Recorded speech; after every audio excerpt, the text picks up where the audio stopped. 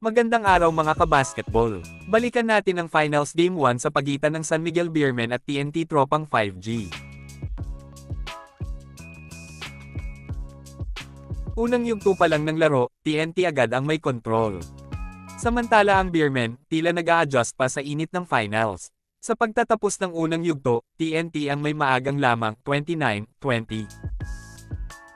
Sa second quarter lalo pang uminit ang TNT. Sunod-sunod ang puntos at lumobo ang lamang hanggang 19.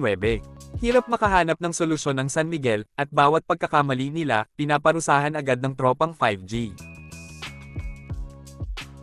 Sa halftime break, hawak na hawak ng TNT ang laban, 53-36. Sa third quarter bumawi ang San Miguel. Mas agresibo, mas matapang. Si Junmar ang kumilos sa loob. Sa dulo ng third quarter, 6 na puntos na lang ang pagitan, 70-64. Fourth quarter, dikdikan na ito mga kabasketball. Palitan ng tira, palitan ng depensa. Lumalapit ang San Miguel, 92-91 na lang. Ramdam ang tensyon dito sa loob ng arena. Ngunit sa gitna ng ingay, kalmado ang TNT. TNT Tropang 5G, kumuha ng Game 1, 96-91, laban sa San Miguel Beermen. Isang panalong hinugot sa tibay, disiplina, at tapang sa crunch time. Best player of the game si Kelly Williams na may 15 points, 9 rebounds at 3 assists. Ito naman ang iba pang scorers.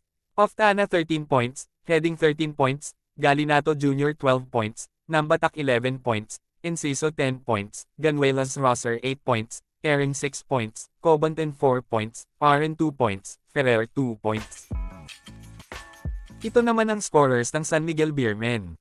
Fajardo 24 points, Totoa 22 points, Perez 16 points, Brondial 10 points, Cruz 8 points, Chongson 5 points, Troliano 4 points, Ross 2 points.